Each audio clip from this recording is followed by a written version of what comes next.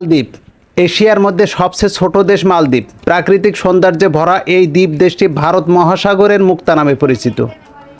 মালদ্বীপের শতভাগ মানুষ ইসলাম ধর্ম অবলম্বী, অথচ আজ থেকে 6 থেকে 700 বছর আগে মালদ্বীপের একজন মুসলিম খুঁজে পাওয়া দুষ্কর ছিল।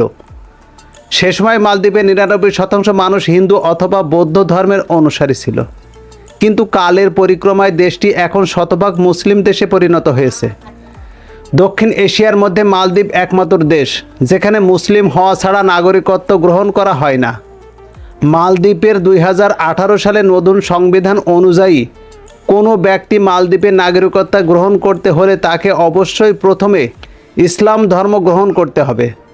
মালদ্বীপের সংবিধানে এই আইন পাশ করার ফলে দেশটিতে কোনো অমুসলিম স্থায়ী বাসিন্দা বসবাস করতে পারবে না।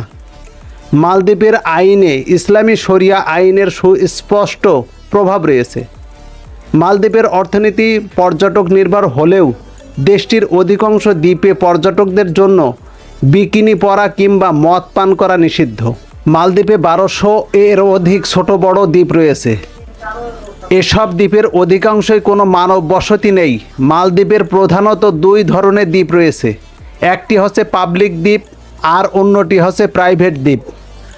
মালদ্বীপের পাবলিক দ্বীপের বিকিনি পরা মদ পান করা সম্পূর্ণ নিষিদ্ধ, আর রিসোর্ট দ্বীপে অথবা প্রাইভেট দ্বীপে মদ পান বিকিনি পরিধান করার অনুমতি রয়েছে, কারণ পাবলিক দ্বীপগুলোতে মালদ্বীপের স্থায়ী মুসলমানরা বসবাস করে। অপরদিকে রিসোর্ট দ্বীপগুলোতে কোনো মানব বসতি নেই।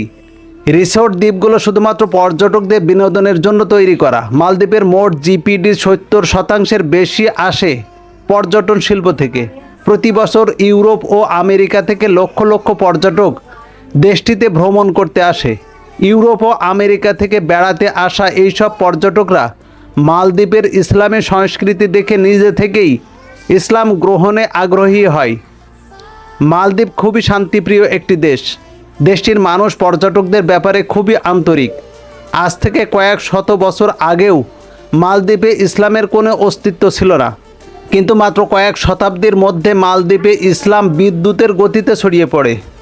কিন্তু কিভাবে পুরো মালদ্বীপে ইসলাম ছড়িয়ে পড়ল?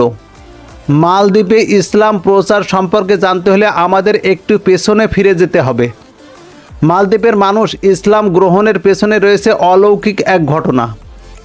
মালদ্বীপের গভীর সমুদ্র থেকে উঠে আসা বিশাল আকারের দৈত্য দানবকে আরব থেকে এক কুরআনের হাফেজ পরাস্ত করার মধ্য দিয়ে পুরো মালদ্বীপে একসাথে ইসলাম গ্রহণ করে।